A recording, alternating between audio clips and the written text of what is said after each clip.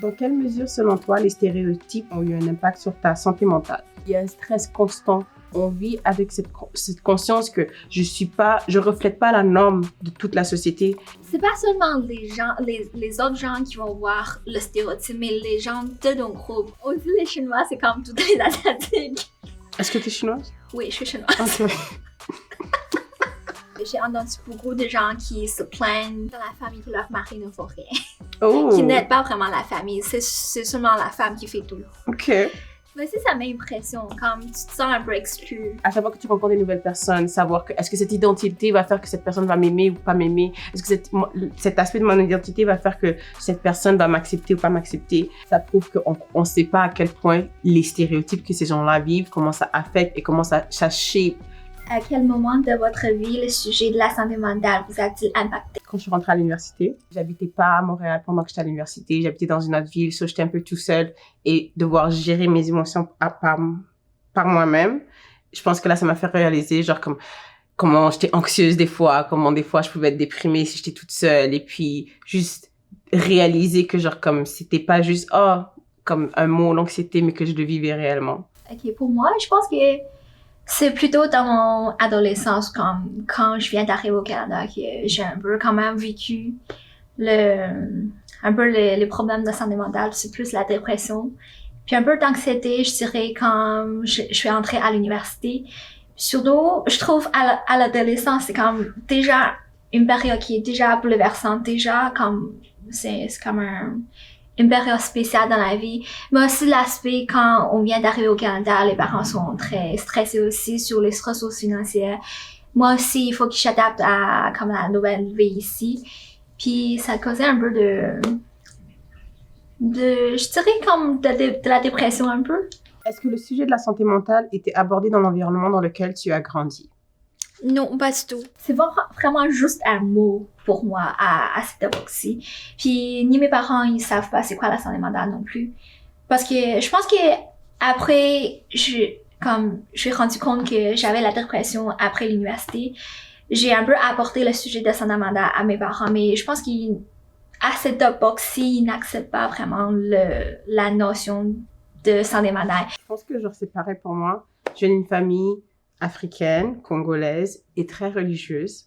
So, déjà même le simple, même avant d'aller dans l'espace de la santé mentale, le processing your feelings, c'est pas quelque chose qu'on est très familier avec. Comme si t'es triste, ben ça va là, comme you'll get over it eventually. Ou bien si quelque chose va pas bien, il n'y a pas ce moment de prendre puis de vraiment dire ok, comment est-ce que tu te sens, puis tes émotions sont importantes. Puis tout ce qui était dépression, ou bien je suis triste ou anxieuse, c'est très vite dans ma famille, ok, prie, ça va passer. Genre comme si tu pries ou bien si tu demandes à Dieu de t'enlever ce stress-là, ça va juste s'enlever. Mais on prend pas le temps de recognize que genre comme quelque chose va pas, ou bien genre que je me sens pas bien, ou bien peut-être que on devrait juste prendre le temps d'analyser la situation puis voir qu'est-ce qui cause cette anxiété, qu'est-ce qui cause cette dépression-là. Des fois, genre, moi, j'ai cherché de l'aide dans ma famille, puis c'était comme, on sait pas trop comment t'aider non plus, genre. Oui, j'ai le même ressenti que toi. C'est comme si ça savent pas c'est quoi, ils savent non plus comment t'aider dans ça. Puis en plus, tu sens un peu comme un refus d'aborder un peu ce sujet parce que j'ai l'impression, en même temps, ils ne savent pas, mais aussi, ils ont un peu peur de savoir c'est quoi. Donne-moi 3 stéréotypes auxquels tu penses que j'ai déjà été confrontée.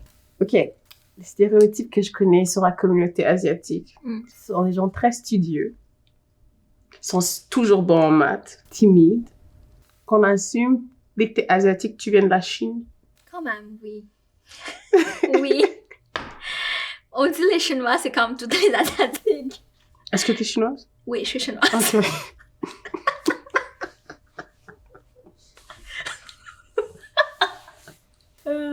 Mais oui, déjà, je sais pas. Sauf, je suis bonne en maths. Comme je correspond à tous les stéréotypes. T'es bonne en maths ou t'es pas bonne en maths? Je suis pas très bonne en maths. Ok. Mais quand même, je suis timide, puis je suis chinoise. Ok. Oui. Et toi, c'est quoi les stéréotypes que t'entends?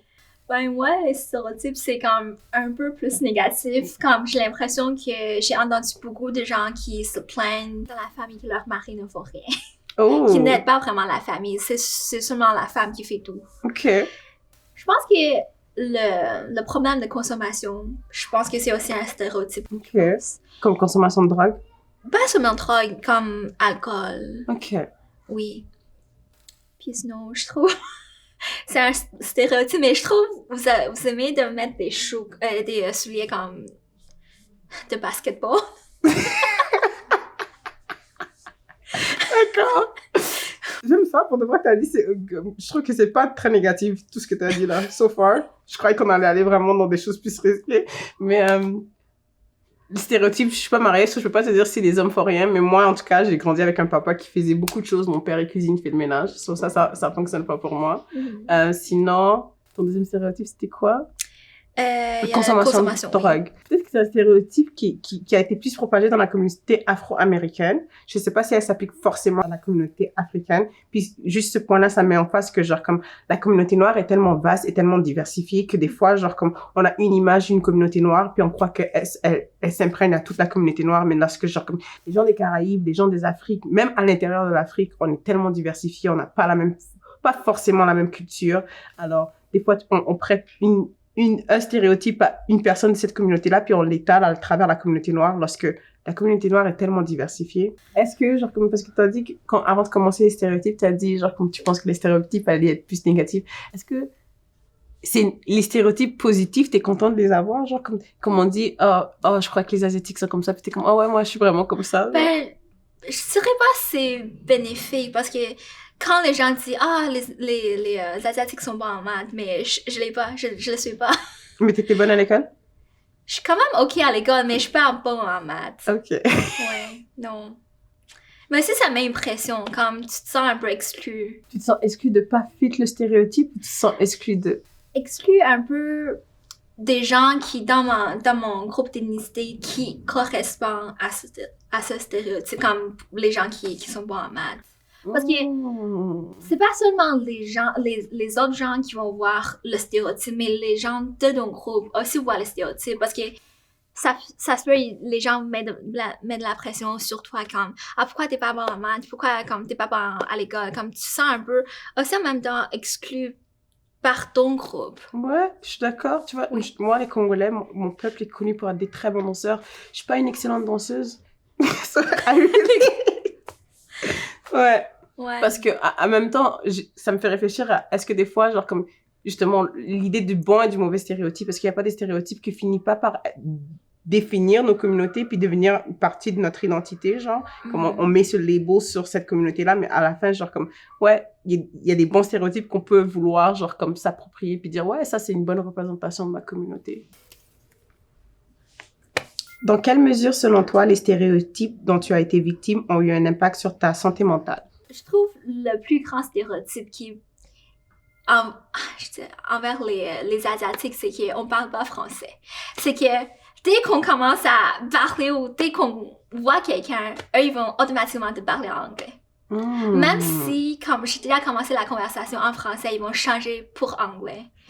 Comment tu te sens quand les gens font ça? Ben, j'ai dit, je peux parler en français, mais eux, ils ont dit, ben, ça me dérange pas de parler en anglais. Je trouve que c'est vraiment ancré dans leur mind qu'on parle pas français. Moi, je dirais que j'ai jamais, comme plus jeune, j'ai pas fait le lien entre les stéréotypes et puis ma santé mentale. Mais je pense que dans le cadre de mes études, c'est vraiment là que j'ai réalisé qu'il y avait un lien direct. J'étudie en santé publique et puis je fais une recherche sur la prévention du suicide chez les communautés LGBTQ noires. Et puis, c'est une théorie qui s'appelle le stress minoritaire.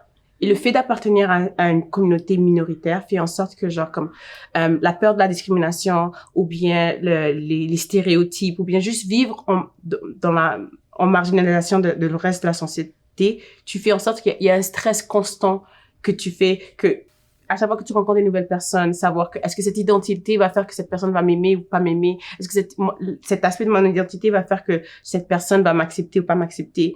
Et même si ça a été développé initialement pour les communautés LGBTQ, ça s'applique à l'ensemble des gens qui vivent, qui ont un caractère minoritaire dans la société. On vit avec cette conscience que je reflète pas la norme de toute la société, et constamment devoir se rappeler ça. On l'a accepté, puis pour nous, c'est comme ça fait partie de nos vies, mais ça représente un stress auquel les gens peut-être qui sont hétérosexuels, qui sont blancs, ils n'ont pas d'idée. J'ai de la facilité à aborder le sujet de la santé mentale avec mes amis. Mes amis sont surtout aussi étudiés dans le domaine de la santé, fait qu'on sait déjà un peu c'est quoi la santé mentale. Donc, oui, c'est facile. Moi, je trouve que c'est un truc de génération. Je trouve que notre génération est tellement plus exposée à tous les enjeux de santé mentale que c'est plus un tabou entre nous, en tout cas. J'ai de la facilité à aborder le sujet de la santé mentale avec ma famille. Même si je pense que c'est en grandissant, j'ai pas grandi avec ça. Au fur et à mesure que j'ai appris et que j'exposais les problèmes de santé mentale à ma famille, ils comprennent. Ma mère est infirmière et elle travaille à l'hôpital Douglas, donc elle travaille avec des gens qui ont des problèmes de santé mentale, genre pas simplement dépression, mais genre bipolarité, schizophrénie. Donc ça l'a aussi aidé à mieux comprendre. J'ai essayé d'aborder le sujet, mais je sens un peu encore un frein. Ok. Oui. L'impact des stéréotypes sur la santé mentale est sous-estimé au Canada.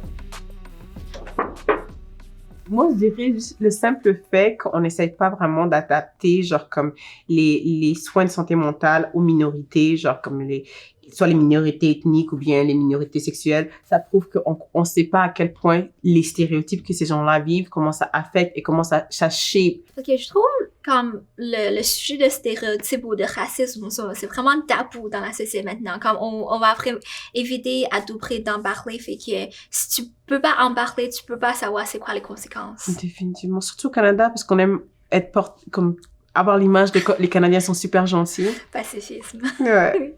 Il est facile de trouver des organismes vers lesquels se tourner pour évoquer ces problèmes de santé mentale. Je pense que c'est encore difficile de trouver des soins qui sont adaptés puis qui sont affordable pour nous. Oui. Ouais, je partage ton avis. Je trouve que c'est facile d'en trouver, mais c'est pas facile d'en accéder. Je connais des personnes qui ne savent pas vers qui se tourner pour aborder le sujet de leur santé mentale. Le stigma de la folie qui est attaché à aller consulter à des professionnels de santé mentale fait en sorte que je pense que ça freine les gens d'aller chercher de l'aide quand ils ont besoin d'aller chercher de l'aide. C'est dur d'en parler. Tu dois aller recouvrir, aller chercher de soins en santé mentale parce qu'ils savent pas c'est quoi la santé mentale. Je me sens en mesure d'aider une personne qui viendrait à me parler de ses problèmes de santé mentale, même si nos origines et nos histoires sont différentes. J'ai l'impression que juste le fait d'appartenir à un groupe minoritaire, ça fait que je comprends c'est quoi vivre avec ça. Donc, je peux relate, puis genre comme laisser la place à la personne de s'exprimer, puis essayer de comprendre. Je trouve le fait d'en parler avec quelqu'un qui vient d'un autre origine, mais on va trouver des points en commun. Peu n'importe, de toute façon. À la fin, on sait qu'il y a des points en commun. Puis, je trouve que c'est vraiment intéressant de savoir c'est quoi les points de différence aussi. Je trouve que quand on sait qu'il y a d'autres gens qui vivent des problèmes similaires, mais aussi de façon différemment, c'est comme, on se sent plus seul. Moi, mon expérience, c'est que quand je suis avec des femmes noires, j'ai pas expliqué. J'ai l'impression que directement, je dis quelque chose, elles comprennent immédiatement parce que c'est à quel point notre expérience de vie est similaire, genre, puisque les stéréotypes, c'est à l'échelle, genre, de la population, genre, c'est pas, on les crée pas ensemble, c'est comme imposé par nous au plus large de la société. Donc, j'ai l'impression que les stéréotypes que je vis, elles les vivent aussi. Alors, quand je parle, j'ai l'impression que j'ai pas tant à m'expliquer que ça, elles me comprennent directement. Et pour l'avenir, optimiste ou pessimiste? J'ai envie de croire que ça va changer. J'ai envie de croire que les choses s'améliorent.